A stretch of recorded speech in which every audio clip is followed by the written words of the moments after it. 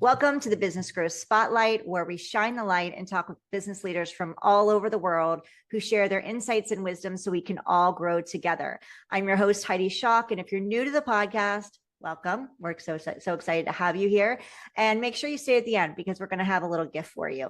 But I'm excited to dive in and talk about some incredible company, which I'm excited to learn more about with my guest, Dennis Kelly with Postalytics. So welcome, Dennis, to the podcast. Well, thank you, Heidi. Thrilled to be here with you and your audience, and excited to dig in and discuss our story and how I can help any entrepreneur out there. Oh, thank you so much. I'm excited too. So can you start us off, Dennis? Tell us a little bit about you, the company, and your role within it. Yeah, sure. So I am the CEO here at Postalytics, co-founder. I've been involved in starting businesses here in the greater Boston area for the last 30 years or so.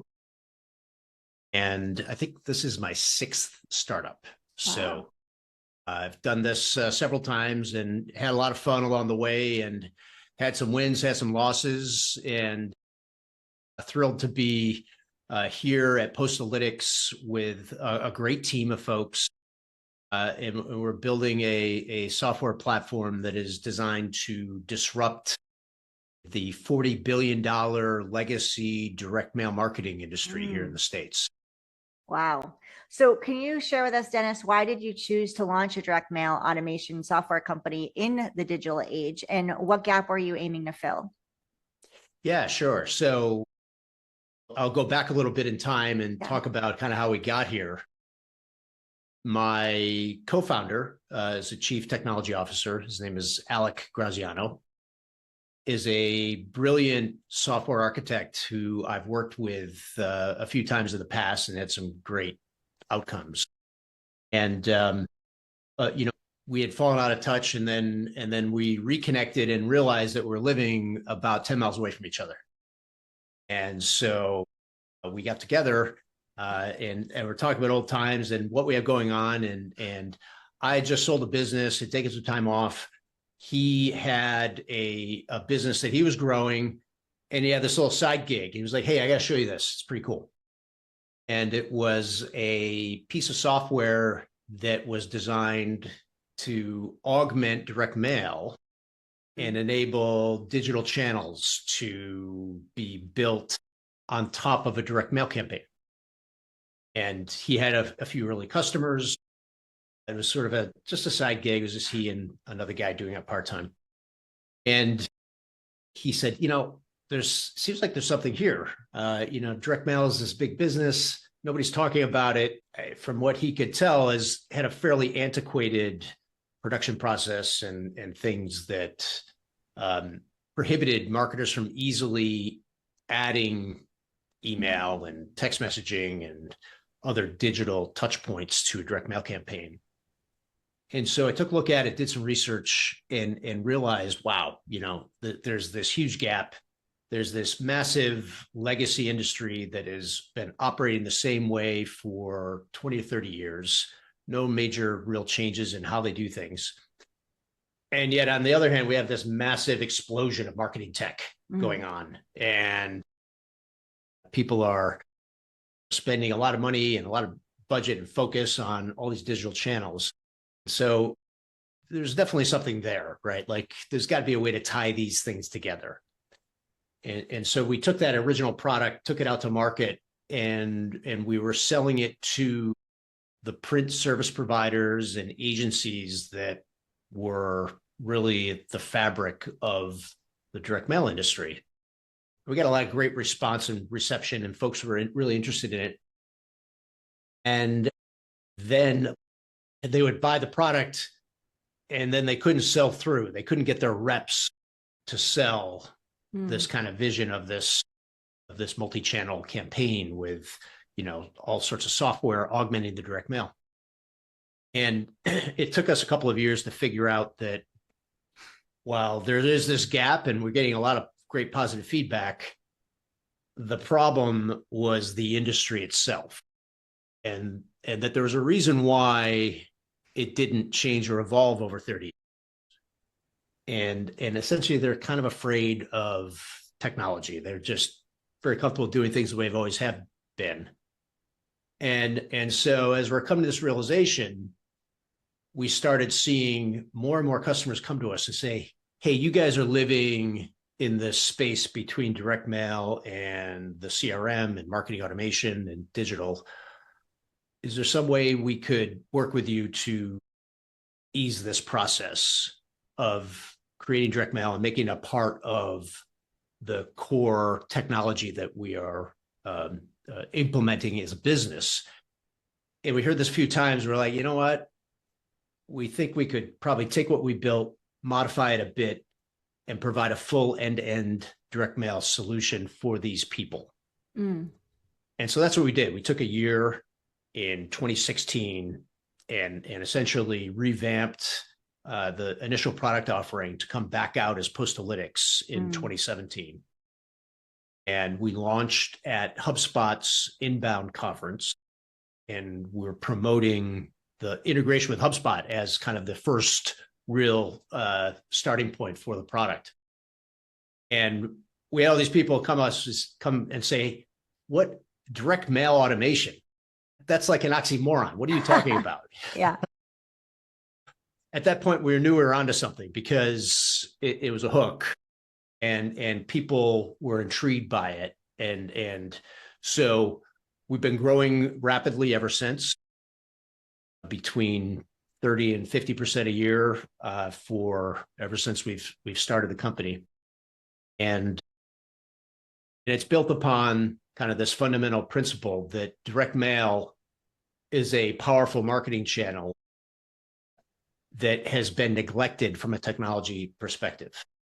And our goal is to make it faster, better, integrated with all of the tech that you're using for your marketing, and easily measured and understood. So that's what we've been focused on since we've launched this company in 2017. We've been growing in lots of different ways, and there's tons of more stories to tell around that.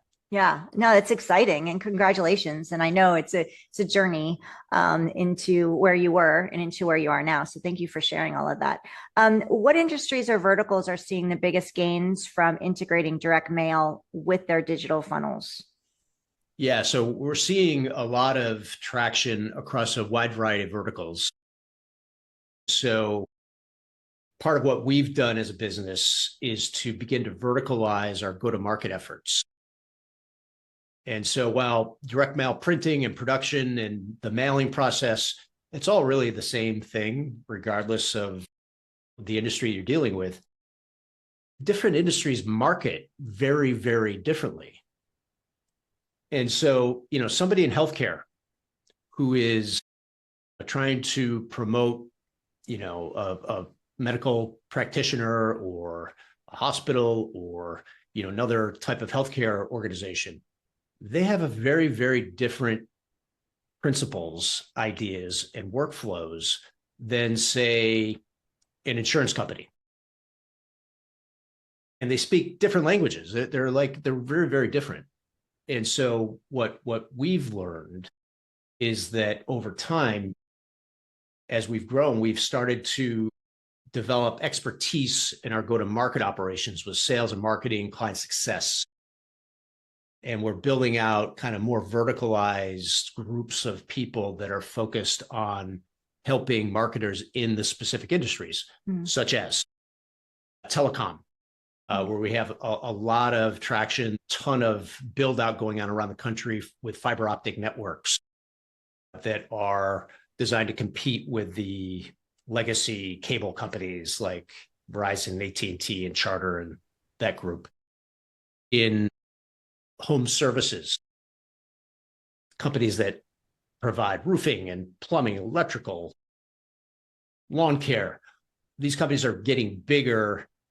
They're investing more in their technology stacks, and they're big users of direct mail, right, to try to get the word out. Nonprofit organizations rely on direct mail significantly.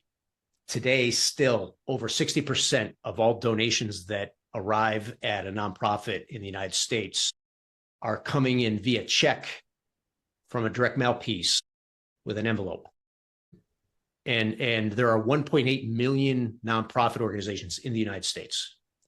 So there are a lot of these industries, healthcare, financial services, travel and leisure, that, have their own unique use cases, have in some cases their own technology stacks that are powering those industries. And so as we're growing, we are addressing those verticals from the vertical itself and trying to become a great partner member of the community and ecosystem that's supporting that vertical.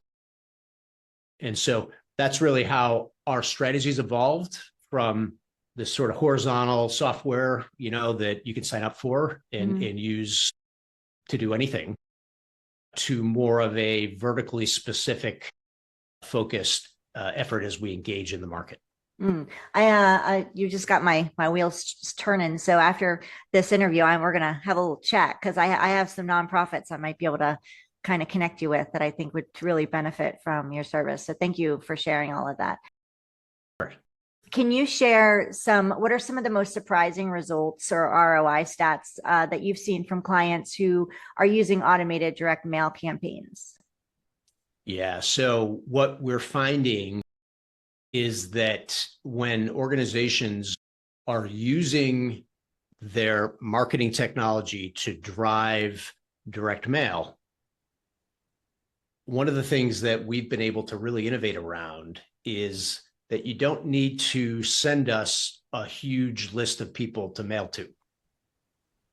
Because what we're doing, we're taking one mail piece from you today that is maybe triggered from a workflow in HubSpot or Salesforce or ActiveCampaign or High Level and any number of these software tools.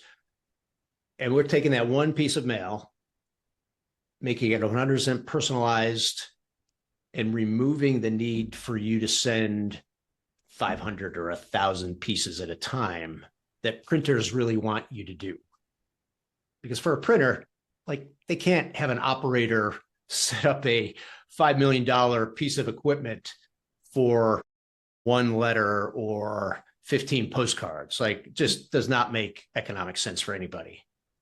But what we're doing is we're taking that one letter, we're bundling it up with thousands of other letters from hundreds of other companies and giving you the economic benefit of that volume that is running through a printer. And so because of that, marketers can now think, well, I can send out small batches or individual mail pieces to customers at the particular point in the customer journey where they need to get that physical thing in the mail to activate them or to bring them back or to remind them of an offer that maybe they'd seen on social media or had gotten an email about.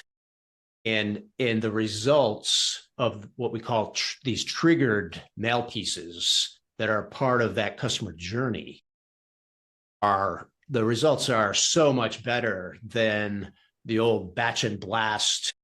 I'm going to send out 50,000 pieces to a huge audience and hope for a 0.5% or 0.75% response rate.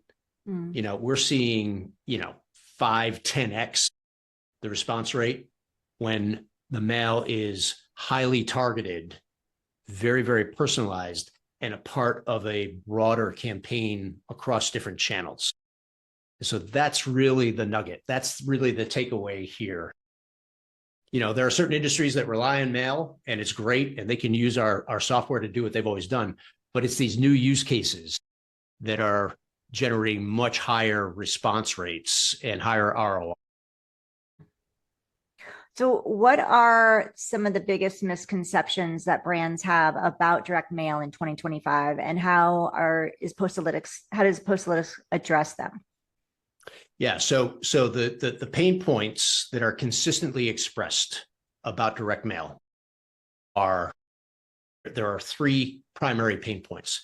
The first is that the production, the workflow to actually get a campaign printed and out in the mail is painful, lengthy, involves lots of service providers, lots of email, phone calls, meetings, getting proofs, FedEx back and forth between the printer and the marketing team, and all sorts of project management, big project management. And so it takes 4 to 6 weeks typically to get a campaign from start to finish out the door. And it's because of this old kind of workflow. And so that's a pain point. Is why is direct mail not connected to the data sources and the CRM records that are used as the basis for everything else?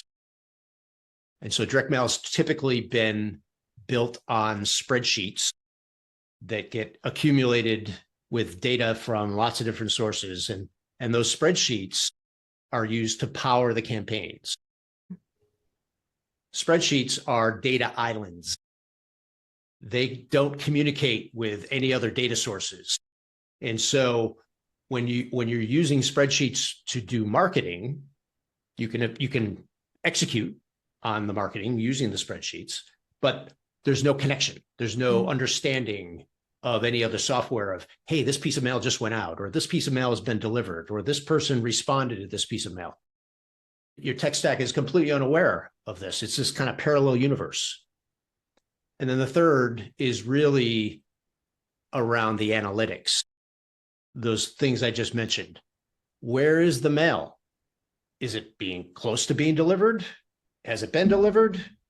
Like, we don't know.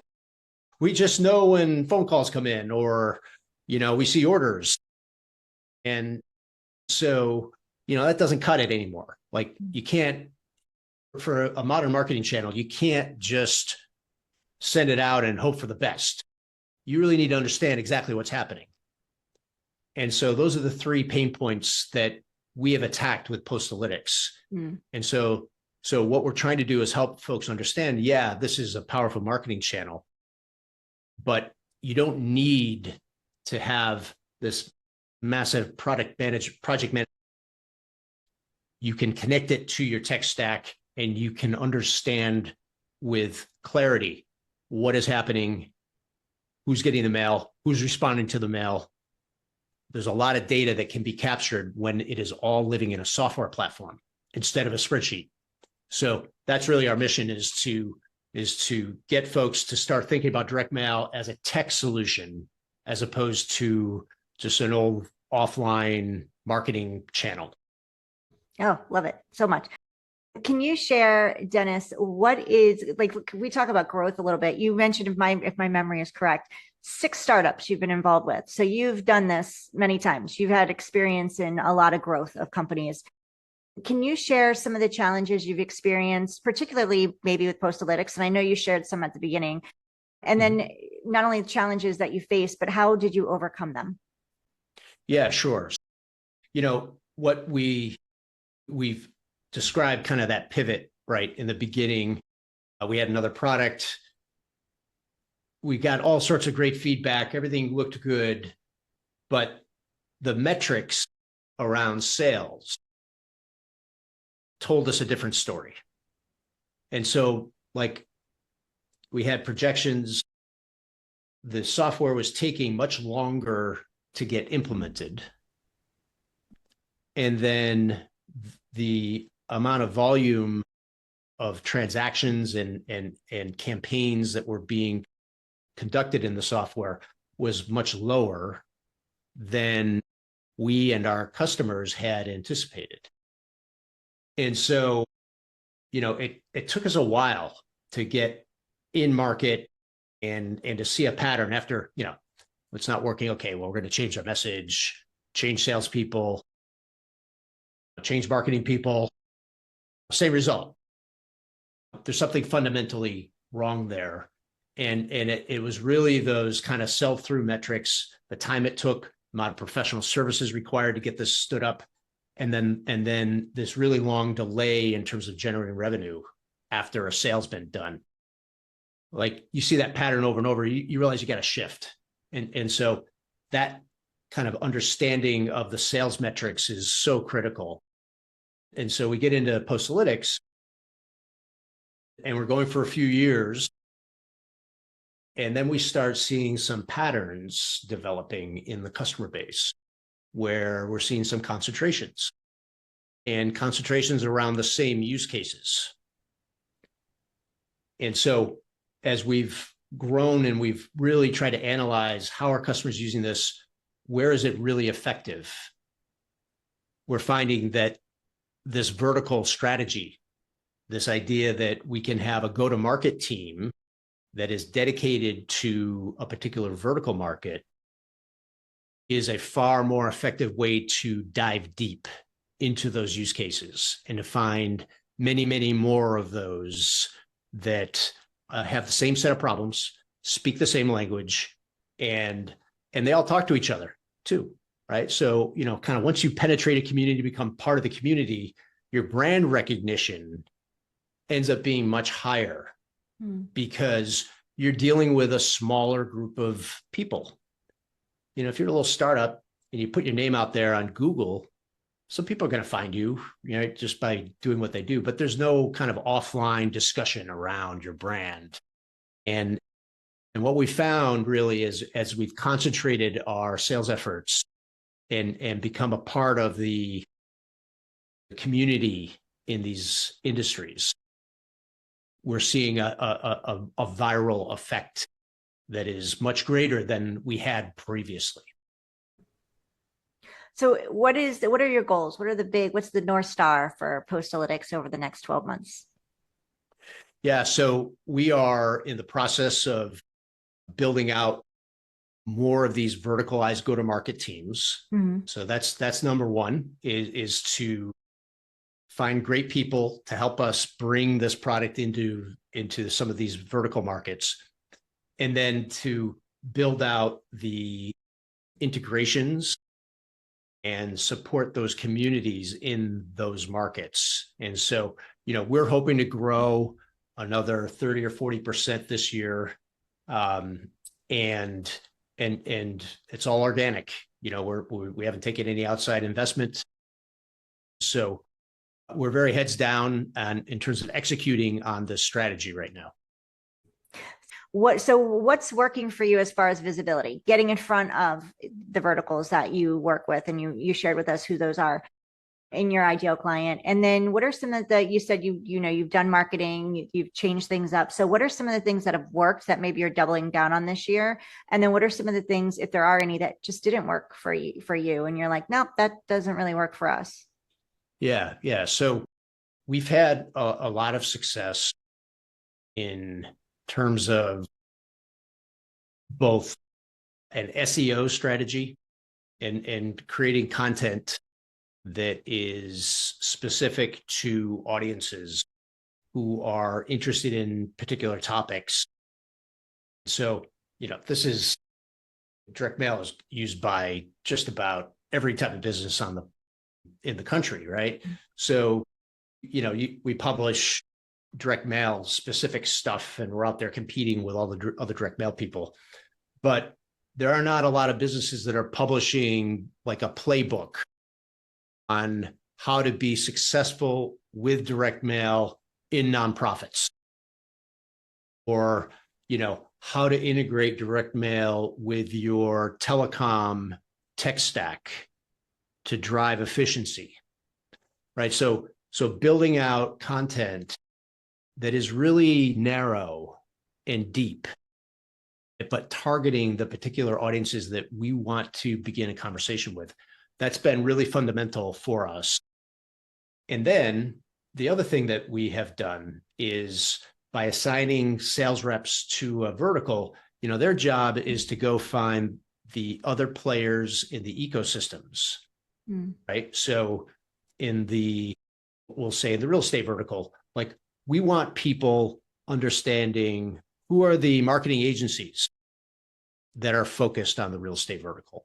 Who are the tech players that have built out real estate specific software that, we'll say, property managers are using?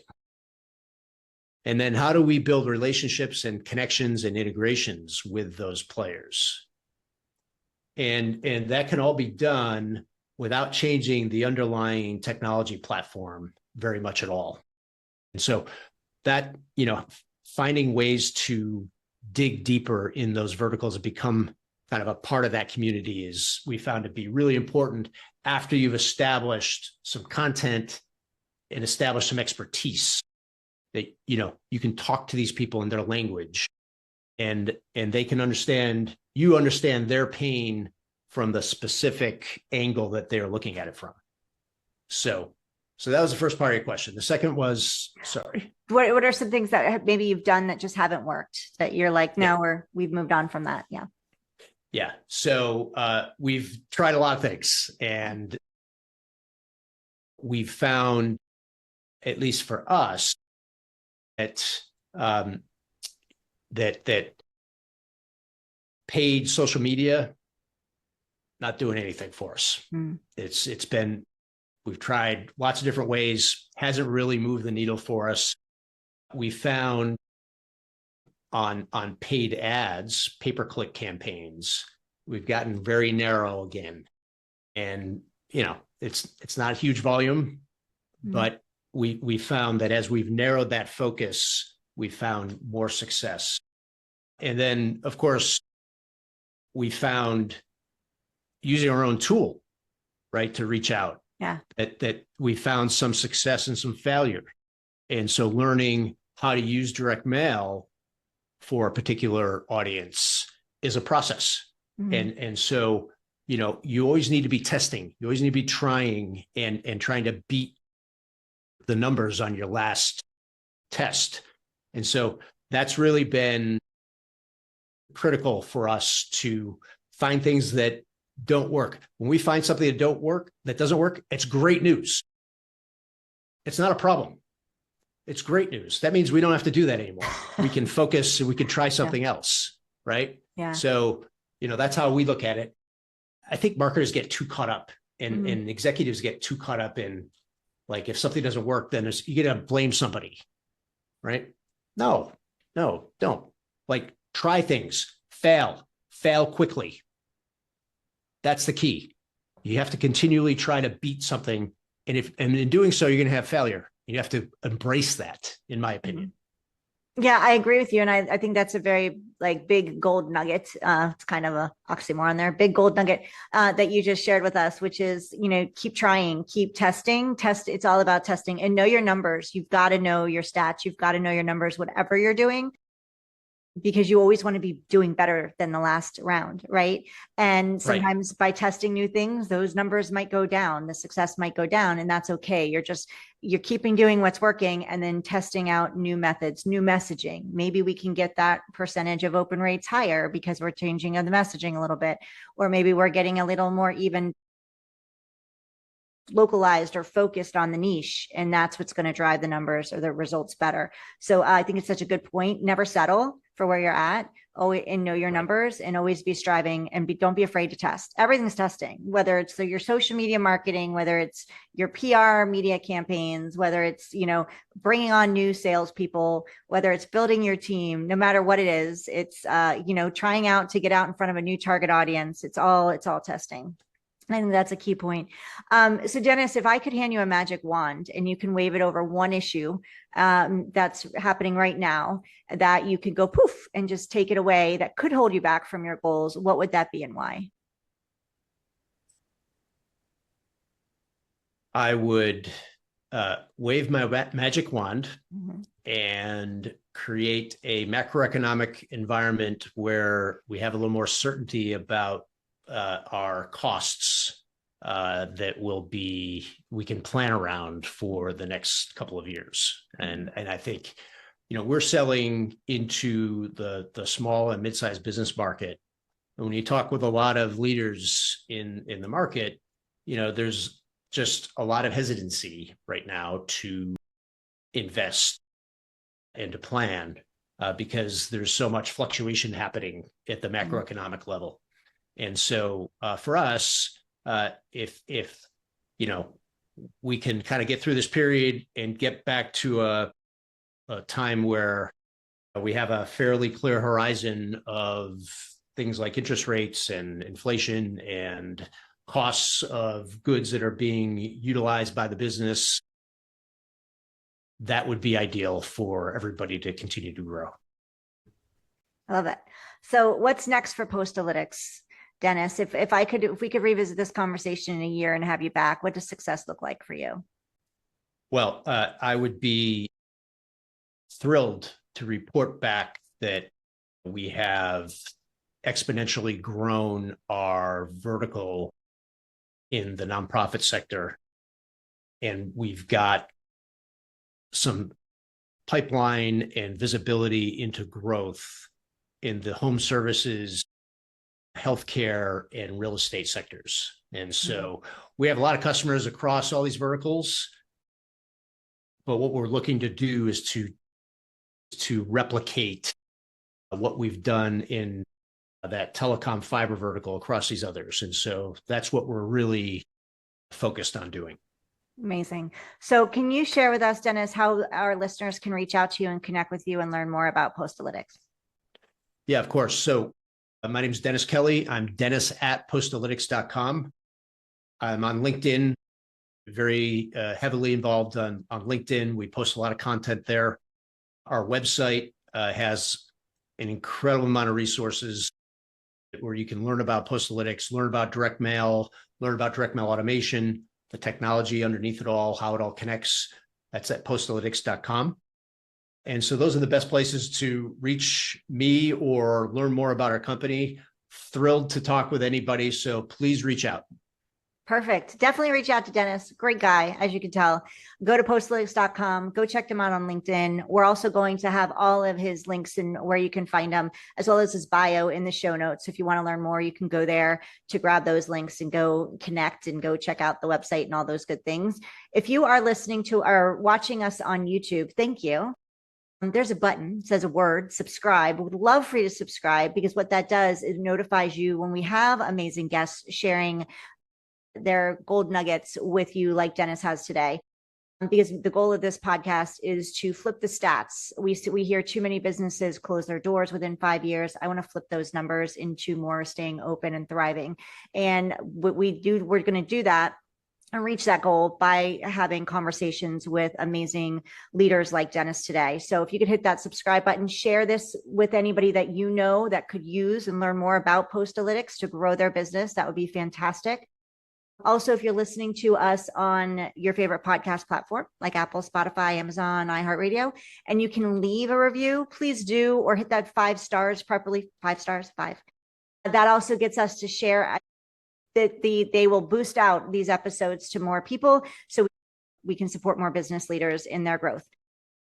I promised you a gift, so here it is. If you're looking to grow your visibility and you feel like you're trying things and throwing spaghetti at the wall and it's not sticking, nothing's sticking, or you want to try new things, like Dennis was saying, testing is important, then go ahead and download our Spotlight to Scale blueprint. You can go to spotlighttoscale.com/blueprint and grab it. It's free. It's yours. Dennis, I want to say thank you. For you listeners, go to postalytics.com, reach out to Dennis on LinkedIn. Again, all of his contact information and links are going to be in the show notes. Dennis, before we wrap up and I let you go, is there anything you want to share or anything you want to say that I didn't get to ask you or we didn't touch on today? No, I think we covered a lot of great stuff. Heidi, really appreciate the opportunity to speak with you and your audience.